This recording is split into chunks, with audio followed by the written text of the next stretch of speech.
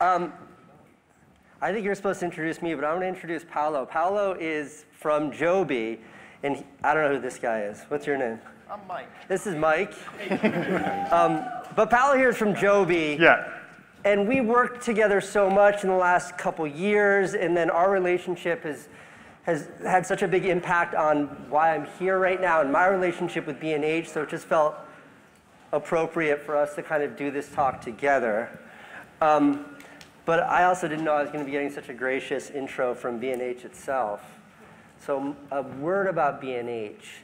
We just had breakfast together, and I was talking about how, like, when I was younger, you would come to New York City so you could, like, go see Central Park, maybe see the Guggenheim, but it was B&H that I wanted to go to. It was like, of all the places to see in this city, there's no greater place to go to than B&H for filmmakers or camera people. And, you know, I think that I don't know much about how they run their business, but the idea that it's a candy store that's free, that also sells cameras, is just a brilliant model for, have you guys not been in the store? You know they have unlimited free candy there. In any event, B&H, thank you for having us up here, and this is a huge, huge honor. With that.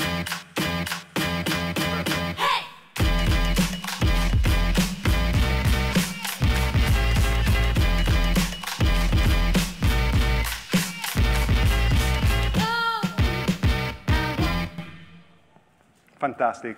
Just a few words for myself, because of course you don't know me, and let me express how big is a privilege to be on stage, one of the greatest creators of our time, and one of the nicest person I ever met, I have to say, since we became familiar, since we started to work with Joby campaign, and be on stage celebrating Bild, this huge event for B&H. We reinvigorate the content creation world, and of course, the 50 years anniversary. So we start to get familiar with Casey, even if he has been using Joby, I think, for many years. So if you go to YouTube, his iconic images for GorillaPod inspire generator of filmmaker. But last year, we launched a new set of microphone. We entered the microphone market, and we were thinking, we should be partnered with to create a global campaign. And of course, Casey was the natural connection, because he pushed the boundary of creativity. He inspired a generation of video maker and filmmaker, but also he has this rebel spirit and this disruptive spirit, which is perfectly represent what Joby is and what Joby does. And he was so kind also to mentoring 4 winning creators out of the Joby campaign, where we got more than 5 million views and 80,000 entries of people for different parts of the world that they want to become the next Casey Neistat. It was so kind to host them in New York and open a studio, mentoring them. I think one of the best rewards for those who became to inspire the next creator. So thank you again, Casey. And maybe we can start from when we left with a short video. And then the reason why I'm here is having a kind of conversation about his art of vlogging and, of course, the future of content creation. And then I meet myself. So I'm Italian, I love to speak you. I need to apologize on that. Are we going to watch that little video? Do it.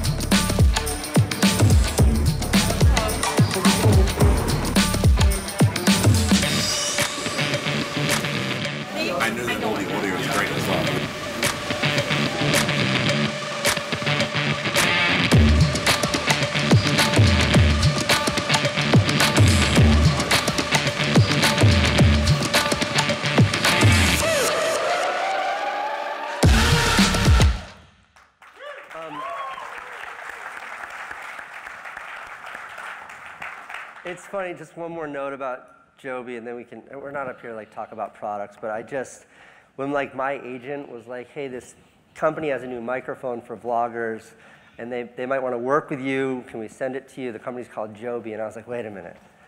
That's the company that makes that bendy thing that I use in every video I've ever made. And she was like, yeah, it's those people. I was like, yes, send them by. So it's so funny because my history with Joby and your product goes so much deeper than my like conscious awareness of the company, because that bendy thing was so integral. Like I remember vividly, it was like the 5th or 6th episode of the daily vlog, where like my initial strategy in making those videos was like anytime I was like running around, I'd use a point and shoot. Like remember the early days, 2014, like the Fun for Louie, Ben Brown days of vlogging, where it was always like this. And I was like, that was my plan, to use a point and shoot, but I was like, wait, Van, my brother, had that bendy tripod. I wonder if I could put that and then have the flip around. And I was like, I think this works. And I remember the shot exactly the first time I discovered that, and to think about the impact that that's had on vlogging, or whatever you'd call it now, which is kind of like first-person filmmaking. Like that weird shaped tripod, which is definitely not intended for that purpose, had such a huge impact on introducing like that entire genre of cinematography.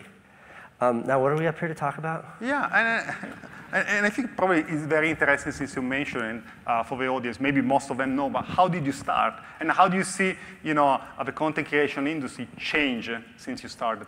Yeah, I mean, I think, if you came in here, maybe you know a little bit about my background, but my background is, I think I'm like, what do they say, like Gen X ended in 1981, and then millennials started in 1982. And I was born in 1981, so I was like the oldest Gen X or the youngest millennial. So like if millennials are defined by being raised in like the internet era and social media and all of that, I'm like the oldest man with one foot in that swimming pool.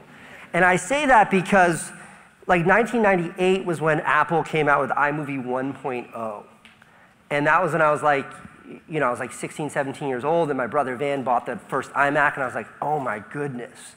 And like that, iMovie 1.0 came with this like generic footage of like a dog getting a bath in a kiddie pool, because it was so hard to import footage. They gave you footage so you could play with their editing software. And I just remember like Van and I, my brother and I, we didn't have a camera, just playing with that footage over and over and over, and like putting music under it. I remember specifically, you couldn't lock the music in the timeline. You would just drop a song and it would just start at the beginning, and it's like, that's all we've got for you. And then like when I did get a camera, the hard drives were 10 gigs. It was the biggest hard drive you could get in an iMac. So you get like 7 to 8 minutes of footage. And if you guys want to hear some pain, the DV tapes then, DV tapes are what you recorded to. I had no money then, and DV tapes then were like $10 or $12. So like, I don't really understand how to adjust for inflation, but that's like $1 million in 2020. So I only had like 2 DV tapes. So how I would back up is I would back up to VHS. So how I would edit something that was longer than 7 minutes is I would edit till I got to like the error message came up, this is out of hard drive space. Export to my DV tape, export from there to VHS, delete the entire edit file, delete everything, delete all the raw footage, import the leftover raw footage, and then try my best to export, and then export again to VHS tape and have it line up. That was the pain that was trying to do what we do now on our cell phones in 1998. Like, that was the hate. Distribution, anecdotally, when I couldn't upload to YouTube, I would get in my car and drive to my friend's house and hand them a VHS tape and be like, here's a video. Virality was like super hard to achieve back then. But the question was like how I got started. Like, that was how I got started. And what's funny is I saw then that being the path to becoming like a regular filmmaker, like a film festival, a movie theater filmmaker. Because this world that I live in, that a lot of us live in, didn't exist. This wasn't an opportunity. This wasn't an option. So I thought that was the way to get there. And the irony is I did use that as stepping stones and building little viral videos and little short videos and calling them fine art and showing them in museums because there was no other place to put them. Building splash pages before there was YouTube so I could share them online. Attaching like 36 by 24 resolution QuickTime files to an email and sending it, because I didn't know how else to share videos. I was able to use those stepping stones ultimately to actually become a formal filmmaker and make movies that were in film festivals and shot on celluloid, like real film. And ultimately like took that to having a show on HBO. And the truth is like that, if that show on HBO, which I remember the year HBO bought that, was the same year that we premiered Daddy Longlegs, which is a movie I made with Josh and Benny Safdie. We premiered that at Cannes Film Festival. We premiered that at Sundance. We won all kinds of awards. We were on stage for winning that. It was the same year. HBO bought my show. Like I felt like I had achieved a tremendous amount of success, more than I could have imagined in the traditional like film world. And I kind of hated it. Like I hated the process. I loved making movies and I loved making that show, but like we gave this show to HBO that Van and I made on our own, just the two of us. And they like sat on it for 2 years and then they put it out at midnight on Friday nights. Imagine if you could only watch my YouTube videos at midnight on Friday night. And like that was the lack of agency. I felt completely out of control. Like we put our everything into making this content and the method of sharing it was just so misaligned. And that was really like, the question was how I got my start. That was really when I was just kind of like, I don't want to do this anymore. I just want to get back to being that kid with that iMac, making the videos that I liked, and just figuring out what the best means of getting them to people was. So it was like after that I put my head down and just started focusing just on YouTube. And I know that we have a little video queued up, but it was, that was like the first video I made when I really sat down to focus on YouTube that kind of exploded and showed me the power of YouTube. Is a very iconic New York City video that we should watch right now.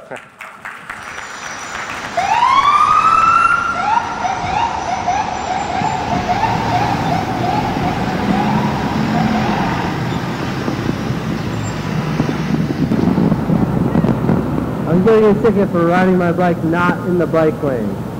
Can't believe you're busting my balls. I'm doing the world a favor riding my bike. It's pouring rain out here. Doing the world a favor. Yeah, look at this. Look at these assholes. Look at this guy. Double park right here in a bus lane. You're not giving him a ticket. Tell it in guilty, not guilty. Everything you need. It's the crime. You're a bicyclist, so it's anywhere from $10 up to $130, depending on your record. But it's a bicycle summit. It's a bicycle summit just for not riding in a bicycle lane. You know. Lower. The red light comes.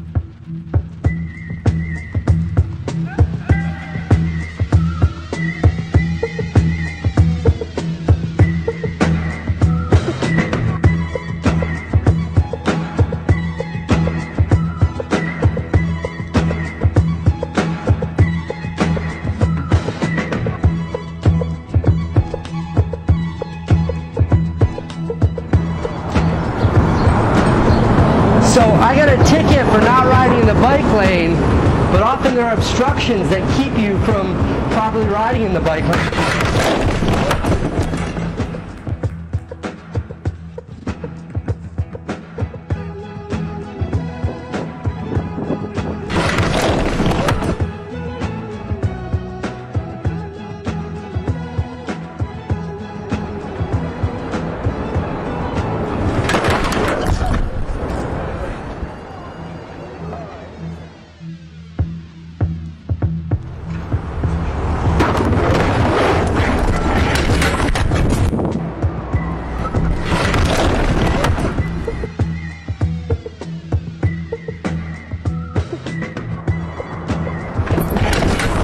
Listen up. As you've been hearing on our show and elsewhere, the police continue to crack down on biking infractions. As the number of bikers explodes throughout the city, ticketing is on the rise. Casey in Manhattan, you got a ticket this month? Yeah, I got a ticket about 3 weeks ago for riding my bike not in the bike lane.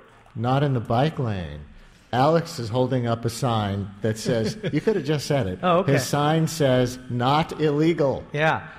I wish I'd known that before I paid the $50 ticket. Well, so...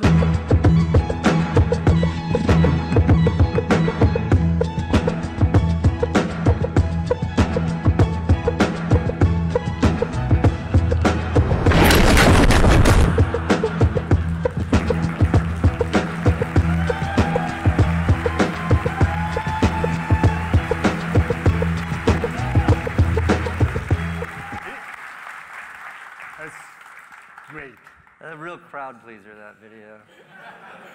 If I may ask, because you started your career as professional filmmakers, working in commercial ads and such, and then you moved to digital platform and building your own brand.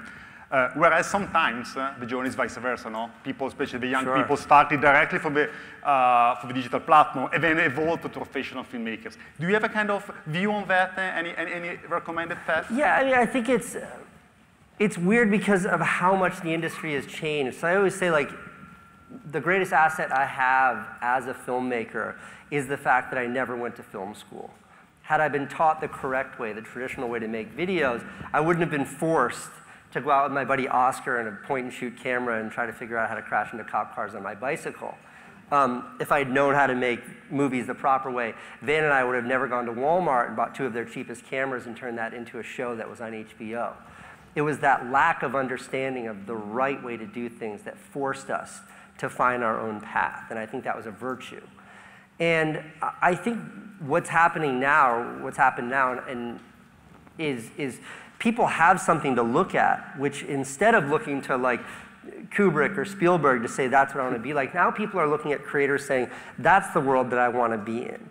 So I think aspirationally there's been this this seismic shift where, you know, formal filmmakers like me were starting to turn to YouTube, and now you're seeing YouTubers that just have incubated their talent so profoundly that they're able to reach out and go to new places. Bo Burnham with his movies and what he's done, he's a tremendous example of that. But I think that it's kind of a long way of saying that, like, everything now that you'd ever need access to be a great filmmaker is kind of at our fingertips. And I think that's an amazing thing. And my trajectory represents a world where that didn't exist. But now we live in a place where it's accessible to all. And one thing that you mentioned, and also when we chat, is that apparently a couple of years ago it seems that the smartphone could potentially replace, you know, even the camera industry and such. But when we see there, also, you know, when we see the exhibition before, the camera industry and the camera market is now like more vivid than ever. So a lot of release a new camera, increasing capability, and the high-end market is pretty reinvigorated. So do you have a kind of view about how gear could help, you know, creators in evolving throughout the personal journey? I think it's incredible. I think it's amazing. I think, like, the opportunities that we all have now to do whatever it is, whether you make wedding videos, whether you're a cook that wants to show people how to bake cakes online, or you do whatever the hell it is that I do, the tools that we have access to have made that so much easier. I felt like starting in my career was a battle. It was a battle doing all those exports ultimately to VHS. Like, I had this square peg and I was trying to smash it into this round hole that didn't fit. And now I think that, like, sure, if all you have is your cell phone, fantastic. You know, like, I don't know how big of YouTubers you guys are, but like Whistling Diesel is one of my favorite YouTubers. This guy does like 5, 10, 15 million views a video. He's still shooting on his phone. But then you have amazing filmmakers. I looked at people like Peter McKinnon or my brother Van, who they put so much energy into their cinematography. They're true cinematic virtuosos. And they're using gear that is very formal with precision lenses, and they're using filters, and they're color correcting. They're doing all this amazing, very, like, I think technically heavy aspects to make their movies better. And they're also succeeding in that same space. So I think, like, how dynamic the space is an asset for all of us. But I think how accessible the equipment is like, we're seeing, like, you know, if you wanted to be a writer, all you needed was a pen and paper. If you want to be a painter, all you needed is a canvas and some paint. But to be a filmmaker, you needed all this stuff that was inaccessible. And that has changed. We now have access to all of that stuff, even if for you, it just means a phone. And I think it's a wonderful thing. And speaking about your career and how this has been evolved, you know, to better capability, I think, you know, Make It Count has been a video which has represented a kind of tipping point, you know, yeah, I mean, I think that video uniquely represents a tipping point in my career. I think of that as like this gigantic inflection point. Like, Bike Lanes is such a great video to watch because that was after my HBO show. And I made that video because I was mad at that cop, who, by the way, like 6 months after that video came out, I get a picture of my now wife, Candace, with like that cop with this big grin, and he's got his arm around my wife, and she sends it, and I'm like, Candace, what the hell's going on here? And she like sends me his number. In any event, he and I became friends. He's a great guy. He told me he gave me that ticket because he didn't want to get out of his car because it was raining.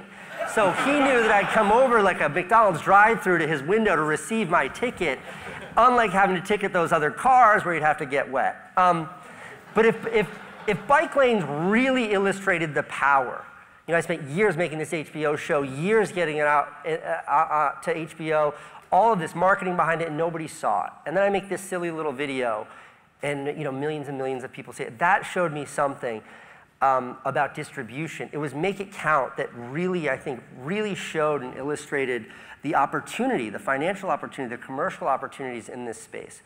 We should watch it, right? Man, you should watch it, Let's watch it. Absolutely.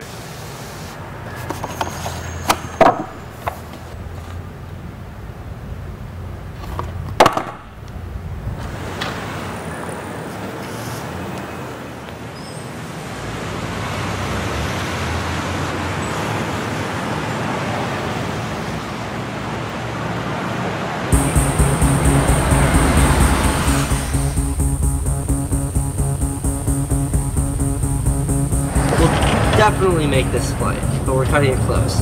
So far the trip is off to a fairly irresponsible start. And so it begins.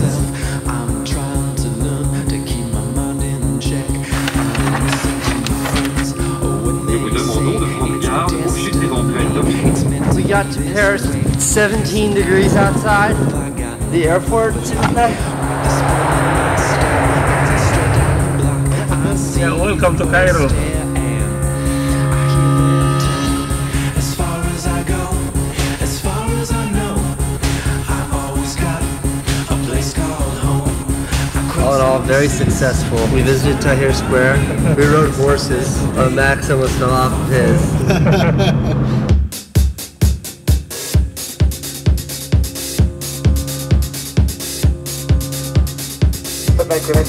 Now commence your descent. To the fasten seatbelt sign has been restored. We're in Johannesburg, South Africa right now. Just got to Zambia.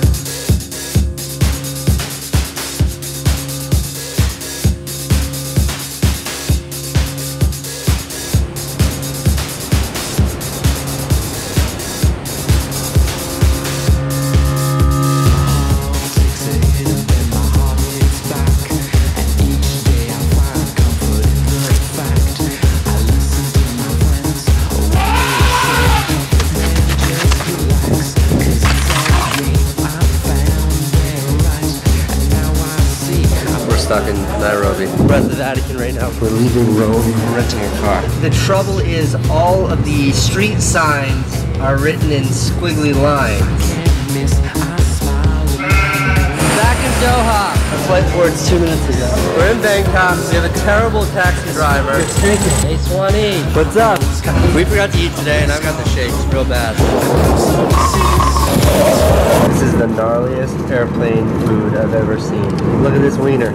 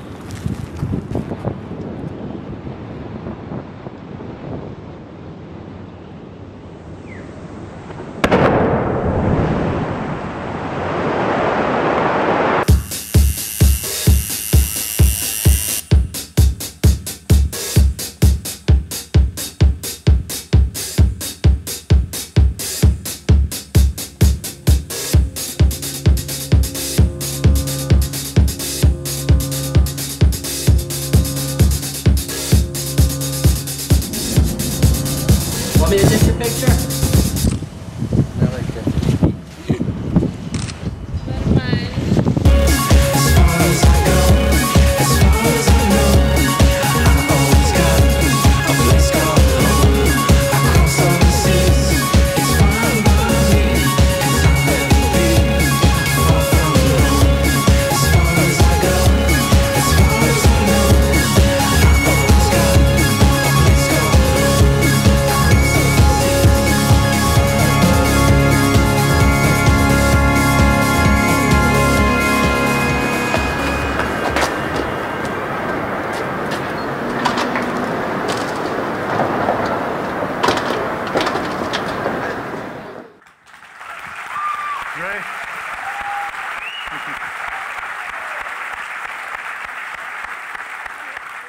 so that, it makes more sense after watching it, explaining this, but that was, that was over 10 years ago now, and that was at a time when being a YouTuber, that wasn't a verb, like it wasn't a thing back then. And what it meant to work with brands was to sort of direct TV commercials, which I did. Yeah. And I was always pitching to brands like this idea, which makes sense now, but it seemed so insane back then to even say out loud. But it was like, instead of me directing your commercial that your agency came up with, let me just do something cool and then I'll put your name on it. And they're like, nah, bro. Like the world doesn't work like that. And I was like, well, okay. But Nike actually, they did. And like the origin story of that video was years before that. Nike was doing a small event in the East Village, and they were like, hey, will you make a little video for us? And I made this nothing of a video that was not a Nike commercial. It was not a branded commercial. No one saw it but the 30 people there that night. But from that moment on, whenever anybody asked me what I did for a living, I said, I make videos for Nike. And eventually that kind of manifested, and they reached out about this campaign, which was 3 videos. And it was 3 fairly traditional, great videos, great creative. They gave me a lot of control, but like, we had crews and there were celebrities in them and athletes and stuff like that. And for the 3rd video, it was just like, it was kind of frustrating. We had actually burned most of the budget on the first 2 videos, and we're like, oh, we can't ask them for more money. And then Maxie and I came up with this idea where I just want to do a montage where I run across the frame, but I'm in all different locations. And it ultimately manifested as that. And Nike was like, it's not that they weren't cool with us making that, they just didn't know what the hell I was doing. And I remember like the Nike executive calls me, he's like, hey, that 3rd video is doing like 4 days, where are you? And I was like, here's the thing. I'm in Madagascar right now. But we made it, and they liked it, and they were like, Casey, there's no Nike in this. You're wearing a Patagonia jacket. You're not wearing our sneakers. And the fuel band is not even mentioned. And I was like, mail me one, and I'll... But in any event, they liked the video, and they didn't know what to do with it. And they just were kind of like, we don't really know what this is, but we know it's good. So just put it on your YouTube channel, put it on your little website there, Casey, and if it does well, great. And if it doesn't do well, we're just going to pretend it never happened. And it did really well. It was like their most watched video ever until their World Cup video 5 or 6 years later. And for me, like the greatest compliment I ever got about that video was actually met Mark Parker, the CEO of Nike, many years later, and he was like, you're the one that made that video. And he was like, I heard my assistant watching that, and I watched it over her shoulder, and I just went and sat at my desk and thought, I got to get out more. And I was like, if I had that impact on that guy, we did it. But why that video is so relevant, and to answer your question, is that like, kind of before that, there was no working with brands like that. And I think what we've seen happen, and the opportunity that so many of us have had to embrace in myriad different ways, myriad different manifestations, is brands looking to leverage a style of creativity, an aesthetic, a look, a feel, an attitude, a brand that us creatives have invented on our own to help promote their own brand.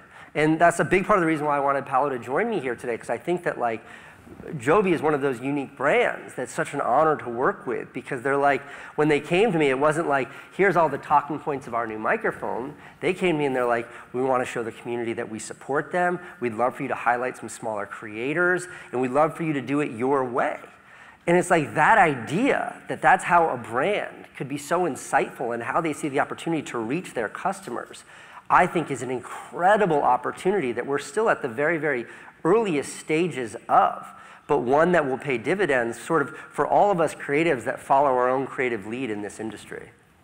And I think one of the things that drive the immense reputation that you have is this level of integrity, because you put creativity first. No?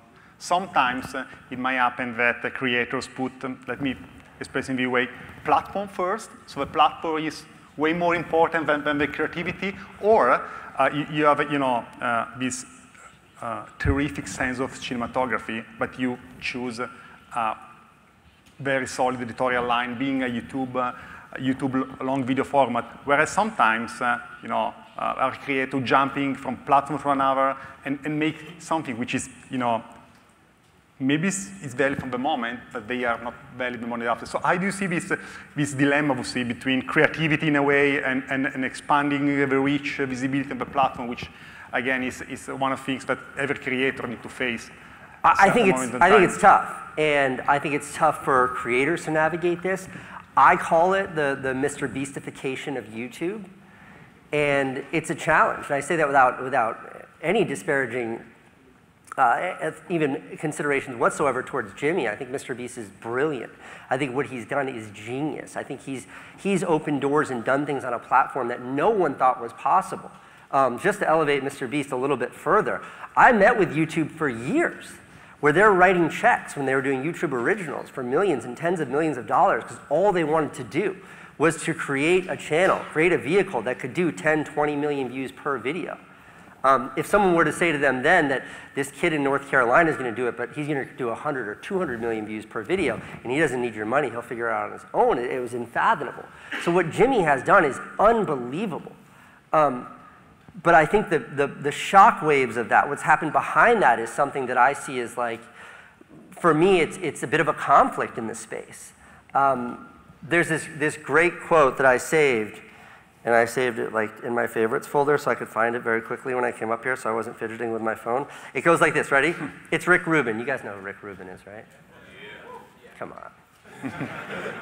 on. Greatest music producer of all time. This quote from him is, "The time for commercial considerations is after the work is complete." And that sentiment is religion for me. And what that means is the only kind of creative endeavors that I choose to do, what I love, the work that speaks to me the most, is the kind of work where you put your head down and you say, how can I tell the best story? What is this that I'm trying to communicate? How can I do that the best? And then once that's done, once you've achieved that, once the song is laid down, the video is done, your movie's complete, then you say, okay, how do we actually make money off of this? And that's what I believe in. That's what I subscribe to. That's what I do. That's why I do what I do. And when I refer to the conflict that is the Mr. Beastification, what he does is the opposite of that. What he does is the very opposite of that. He has a team of geniuses that break down his videos second by second to break down when was the peak engagement. Okay, when did we lose engagement? All right, what was happening in that moment? How do we get rid of that? It is this scientific approach to making videos that has worked when it comes to really garnering views and making this incredible business and industry that he has uniquely created. I commend him for that. But that's not why I'm in it at all. And I have such conflict with that because it's tough because I too want to make a living. Views matter. Like anybody who says like, I don't care what the views are. There's two kinds of people in this world, those who care about their views and liars. It hurts when you don't get the views, but at the end of the day, it is the work that you have to stand by. And it's funny because I looked this up and I went to print it out, but my printer's broken and I don't really know how to use printers. I'm 42, I've never had a printer that's worked my whole life. They just gave up on that technology. But I looked up all of the movies in the last 20, 30 years, it's on Wikipedia, that were the highest earners, highest box office earners of the year versus the movies that won the most Academy Awards. Zero correlation, zero. Meaning that the movies that we appreciate for their artistic contributions to the universe never align with the movies that the most people show up and pay for to see. Like, Transformers can make $1 zillion, that's great. It's not changing anyone's lives. It's not impacting you. So if that's what you're attracted to, and if that's why you're in it, God bless. And when I say that, I mean if views are your goals, if to be Mr. Beast and have the wealth and the amazing things that he's built and accomplished, if that's why you're in it, then God bless. But that's not why I'm in it. And I don't understand that. And that's not for me. Why I'm in it is to make something that I think matters. When I listen to a song and it makes me cry, when I watch a movie and it makes me think, when I see a painting and it makes me want to get out of my chair and go make something, like that to me is the most beautiful, virtuous thing that you can do as a creative individual. And that's what I aspire towards. Don't always succeed, but that's what I aspire towards. And I think that is... that is that ultimate conflict. And to take it a little bit further, because I'll talk about this for a full hour, but like take it a little bit further, it's like the only metric we've ever had historically is like you've got your TV Nielsen ratings or whatever they are, and you've got your movies, your box office, and how much they sell for and all that. Now we have the most granular data to break down what works and what doesn't work. This is like what Netflix uses to make their movies. I don't want to talk trash about their movies, but that's why all their movies suck, in a nice way. But you still have these individuals. You still have the Quentin Tarantinos out there. Like, you think Quentin Tarantino is like screen testing his movies to check which parts are the most engaging? Or do you think he's just giving everyone the middle finger until the movie's done and then folds his arms and is like, release it like that or never release it? Pretty sure it's the latter. And that's why we respect him. That's why his movies you'll watch over and over and over. That's why his movies make you want to go buy a camera and create yourself. And I think that there's still a huge opportunity for that in this space. Even if your numbers are less than something more sensational or something that's more calculated to get those views, it doesn't make them any less valuable or valid. And that is something that I can't overemphasize.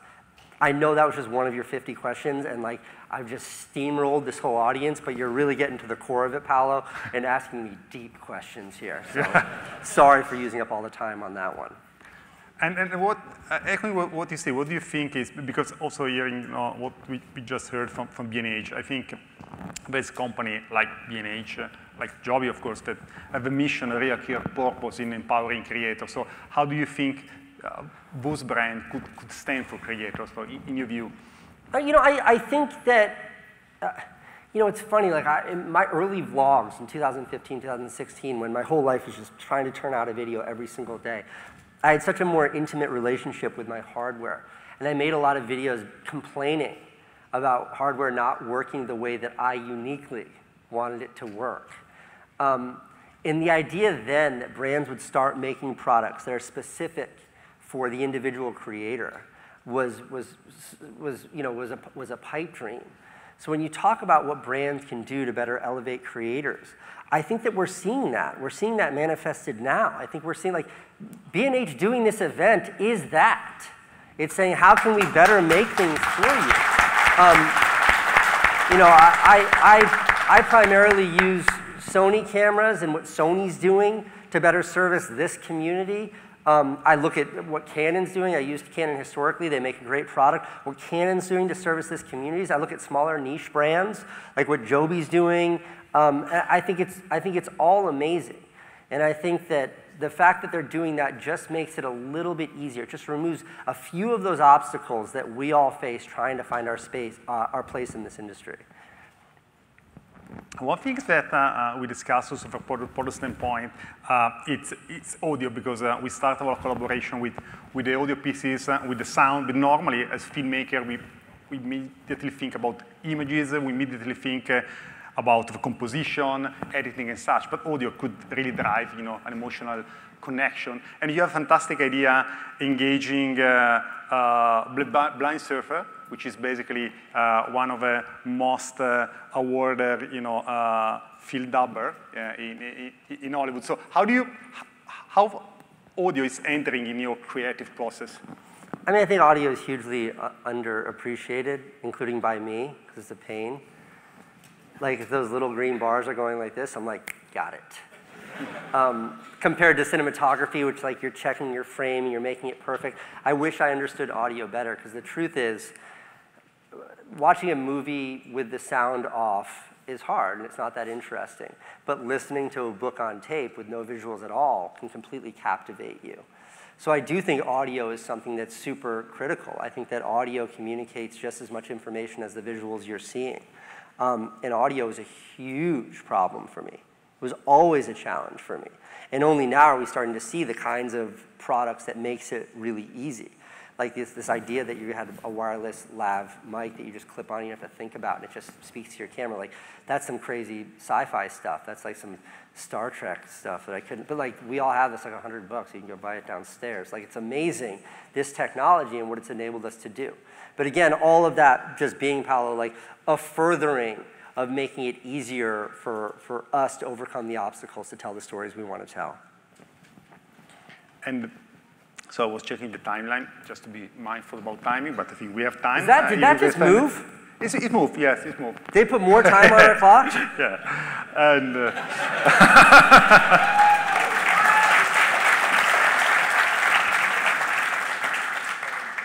and I think especially when we come to, this is the typical million-dollar question. So when you come to young generation, the one we are really starting, which kind of advice you would like to give them? So.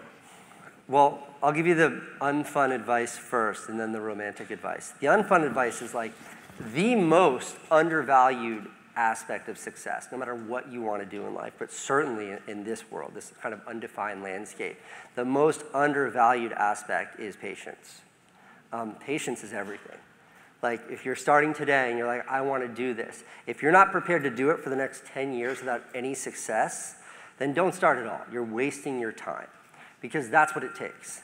And I think it's tough because the people that we see succeed, it seems like from afar they've succeeded overnight. And some of them have. Like some people have gotten really lucky and they struck gold on their first swing. That's rare.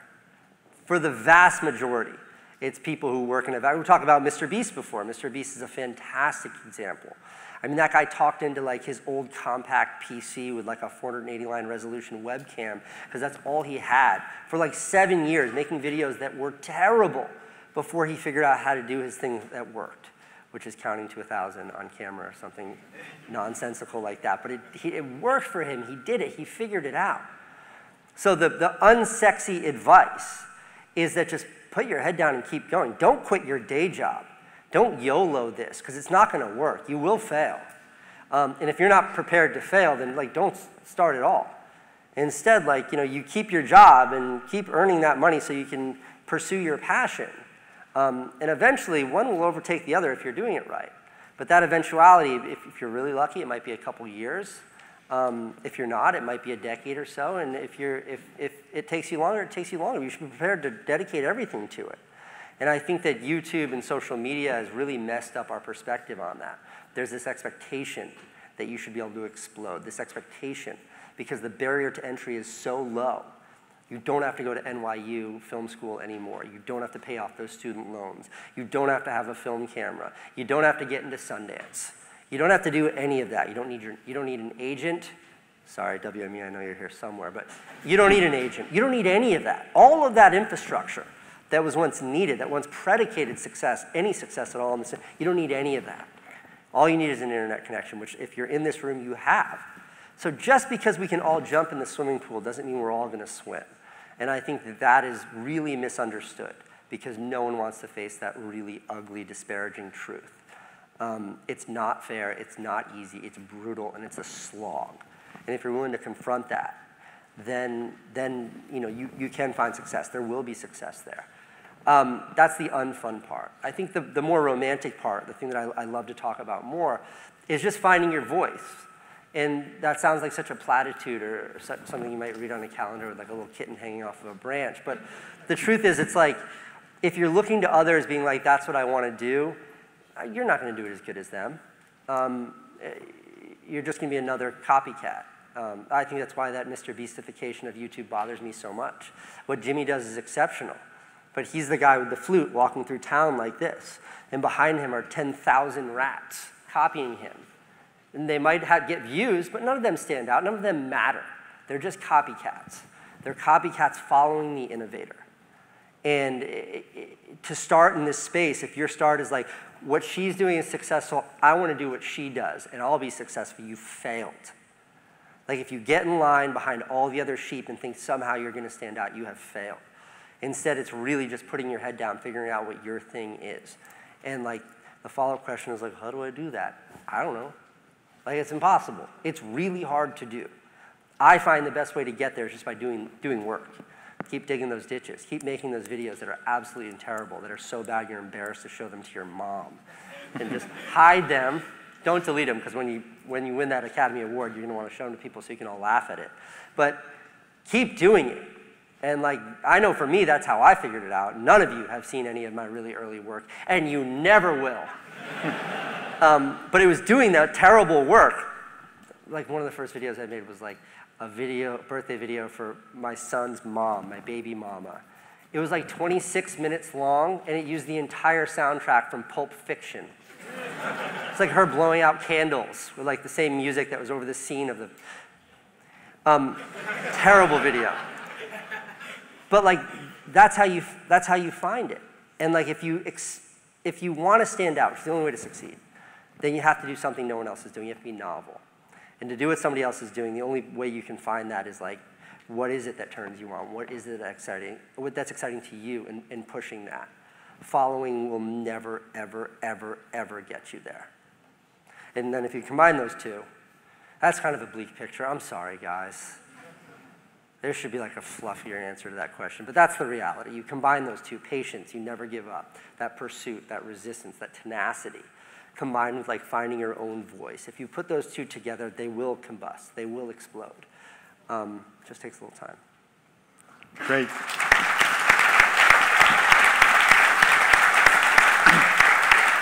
And I think before we play the last video, one curiosity, a little bit of page is New York. So you're back in New York. What does New York represent for you and for your creativity and inspiration? First of all, I'm never leaving. I'm going to die in this city. I'm never leaving New York. I feel like a Judas for having to leave to realize that, but I'm never leaving New York City. And I think the reason why in its most abbreviated form is just like, you can't step outside in New York without a story hitting you in the face. Like, I could have made a movie about my ride up here this morning, about the coffee that we had before we walked in here. I could have made a movie about what it took to get from the loading dock at the Jacob Javits Center to this stage, because it's fascinating. There's a whole world down there. Like, this city is fascinating, and it's brutal. Like, there's no one, none of you have met someone who lives in New York and is like, I didn't know what to do after college, so I just got this great, easy apartment in New York, and I've got this little job, so I'm just going to hang out here. Doesn't happen. You don't live here, you survive here. It is brutal here. That little apartment is $3,400 a month, and it's 218 square feet with no toilet. Like, it is miserable here. But people who are here, they're here for a different reason. They're here because they want to be here, because they want this energy, they want that fight. And like the social Darwinism that is weeding out all the people that are unwilling to deal with all of that nonsense, the brutality that is living here, just leaves us with like those 8+ million people that float to the top and elect to be here. It is a city of fighters. Like, I'm on the subway with my 2 daughters, and there's a dude to the left of me, and he's on his way to go work at his job at Starbucks, and there's a woman to the right of me, and she's like a hedge fund manager at Goldman Sachs. We're all sitting on the subway together because it's the only way to get downtown. Like, that is magic. That doesn't exist anywhere. So, I mean, they'd have to reset the clock to a full hour for me to keep going about just how much I love this city. But when I left, I felt like I couldn't make videos that were honest because a part of me had died. So yeah, no, I did get here.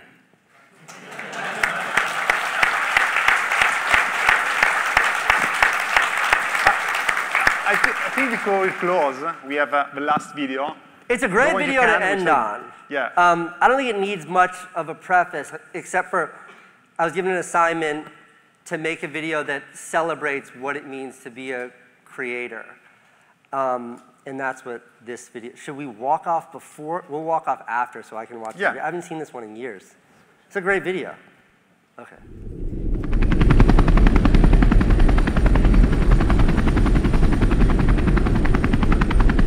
To the haters, the doubters, my 7th grade vice principal. To everyone who's ever told anyone with a dream they can't. This video's for you. Keep your head down, follow the rules, do as you're told, play it safe. Wait your turn, ask permission, learn to compromise. This is terrible advice. If I were to write an autobiography, a book about my life, one title that would work would be Do What You Can't. Because that idea encapsulates everything I've ever done. Like when I wanted to move to New York City and my dad was like, you can't, you don't have any money. Or when I first said I wanted to make movies and it was, you can't, you didn't go to film school. I want to have a TV show, you can't, Casey, you're not pretty enough. And to go even further, like if I were to characterize what this new generation of content creators and filmmakers, what we all do on YouTube and everywhere else is we do what we can't. Et 1, 2, 3, 4, 5, 6, 7, 8, 9, 10, 11, 12. Oh my God. You can't be an action movie filmmaker, but you get your parkour friends to dress up like video game characters, jump off some buildings, and you can. Right, Devin? Yes. You can't have a talk show, but you have a webcam and you can. What's up, you beautiful bastards? What? This is my first YouTube video ever. Next thing you know, you're interviewing the president. I heard that you're going to be out of a job soon. Well, maybe I'll start a YouTube show or something like that. That's what I'm thinking. You can't fly around New York City on a magic carpet, but get your electric skateboard, some PVC pipe, a great outfit, give Jesse a call, and you can. What do you think? This is gonna be so dope. You don't need gear, you don't need trucks or a crane, you don't need some big expensive camera rig that never works. When you're a creator, you don't need someone in your ear telling you what you can and can't do. I'm racing the subway! What you can and can't say. I accidentally did the shocker. Oh my God. They call us gamers, influencers, internet famous. What does that mean? But we know something they don't. You can start a vlog or a makeup channel. Or travel around the world with a gigantic piano, playing it in beautiful places for interested people. When you're a creator, all you need is your phone, an internet connection, and a good idea. A story you want to share, something you need to say. Confidence is within yourself. And then the rest is history. 76, 77, 78, 79. If you do it right, you get to quit the day job. Make friends from places you've never been. Meetups, collaborations. It's just 2 boys and 2 video cameras. A life moving so fast and so full, you won't even have time to process it. So to my fellow creators, I say, keep creating, keep doing the work. Hey guys! Au galop sur la plage, moment désertique. Au galop sur la plage. And never forget, you don't have to listen to anyone, because in this new world, no one knows anything. Hi haters! The haters, the doubters are all drinking champagne in the top deck of the Titanic, and we are the iceberg. 80, 81, 82, 83, 84, 85, 86, 87, 88, 89. Do what you can't.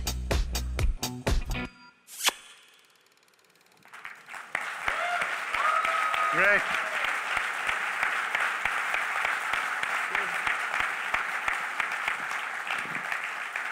So, thank you so much. It was great. Who bleeped out all the swears in that? Was that you guys? Thank you for doing that. Thank you again, Casey. Yeah. It was really great. Thank you guys. This is fantastic. Great to be up here. Thank to all of you. Thank to B&H for having us on stage. Really appreciate it.